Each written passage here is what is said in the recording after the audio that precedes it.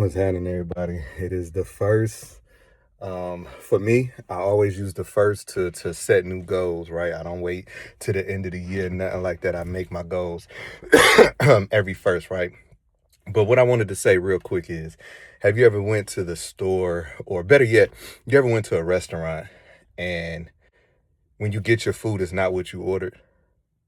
So you tell them, "Hey, man, listen, take this back," and then they say, "Well, this, that, and other." You're like, "No, I paid for something and I want it."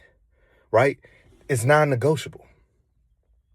I want what I paid for. Is no negotiation in that, right? Like, give me what I paid for, give me my money back. I'm not gonna negotiate and you give me a coupon and this, that, and other, right? And I'm saying that to say this. What are your non-negotiables in your life? See, for me, my biggest non-negotiable is respect. I'm not gonna negotiate my respect. I'm not gonna let you just say whatever to me, do whatever to me, and then we're gonna have a conversation on why I should be offended or not. That's non-negotiable. My respect is non-negotiable. My name is non-negotiable. I remember my last name is pronounced Cairo, like the syrup, right?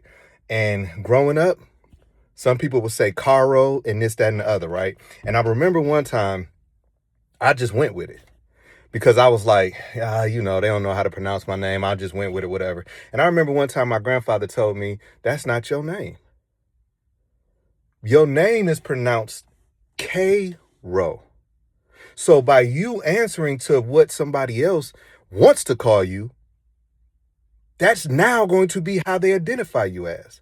And see, in life, that's how a lot of people do. A lot of times when you don't know who you are, you mess around and get associated with people who will dictate who you are. They will start telling you who you supposed to be. And now, 15 years later, you still don't know who you are, because every time you get into a circle, that circle determines who you are.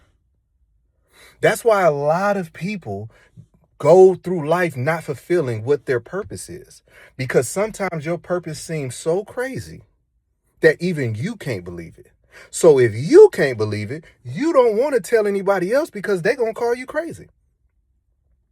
If I always wanted to write, now I have done 2 big books, right?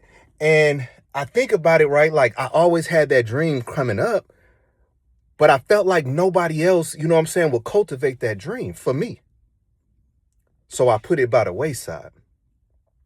And I wanted to finish these books before my grandmother left this earth, and I wasn't able to do it, right? And part of the reason why I wasn't able to do it was because my negotiation with myself. You see, I said I wanted to do it, but part of me was like, but ain't nobody gonna support it. And that's what this video is about. See, sometimes God will place something in your life that seems crazy to everybody else, so you don't move on it, right? But the mere fact that it seems crazy to everybody else is what everybody else needs.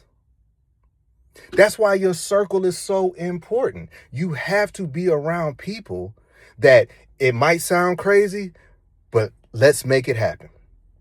And if you around people that when you say, hey man, listen, I'm about to go make this business happen, and then they call you crazy, you need to get from around them. It's really that simple. What are your non-negotiables in life? I have been in situations right before I got this mindset to where I allowed certain things to happen and they became a lifestyle. It became a lifestyle. That can be in relationships, when people, let's say you have a disagreement or whatever, and that other person ignores you. Now, for you, that hurts. It could have been because of something that you went through in childhood, right? And it hurts. But you never say anything and you just go with it. And here you are 10 years later, and it just has become life. It has become the norm. So my message and my challenge to anybody out there right now is, what are your non-negotiables in your life?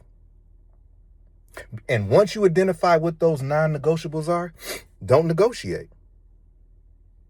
People will only do to you what you allow them to do. And a lot of times you allow them to do certain things because you don't have any boundaries. You don't have any boundaries. Listen, let me tell y'all something, right? When God has blessed you, you shouldn't be quiet about it. And a lot of times you're quiet about it because you don't want to irk other people's demons.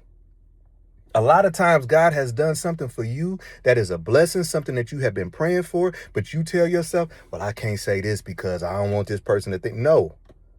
When God has blessed you, you tell the world about it because somebody out there needs to hear your testimony.